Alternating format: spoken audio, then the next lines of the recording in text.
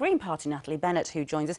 According to the Energy Minister, this is a green gas, and we really ought to be embracing it because we need all the help we can get to reduce our bills if we can. This is a fossil fuel. Now, what we need to do in Britain, first of all, in terms of energy policy, is we need to have energy conservation. We have the leakiest homes, hardest to heat homes in Europe. What we need to do is go for the greenest energy of all, which is the energy that you don't use, the energy you don't have to pay for. Doing that isn't going to save our bills and keep us safe in future, is it, from rising gas prices across the world? Very much so. I mean, 85% of the rise in energy bills that we've seen over the past decade is because of the rising price of gas.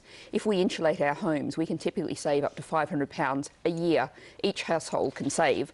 And then, of course, what we need to do is to supply our energy is have renewable energy, wind, solar, and eventually tidal in the future. It doesn't provide enough, does it? I mean, how do you argue against the £1.7 million per local council? You know, this is small areas, £1.7 million that just drilling, just exploration might give to the local community. They were talking about communities who have high unemployment and things like that, where money is needed. We very much need money in those communities, which the government, of course, has drained away in slashing funding to local councils under its austerity agenda. But what we need to do is see, you know, this kind of jobs. If we insulated every home in Britain that would needed it, we would create up to 200,000 jobs. What we would also do is cut our carbon emissions and slash bills, take 9 out of 10 people out of fuel poverty. And that's, you know, 6 million people in Britain are now in fuel poverty. We've got to tackle that. Yeah. We're not going to tackle that with gas, which is the expensive, high cost and volatile future, because the fact is the price we pay in Britain is going to be the European price. We're not an isolated market like America.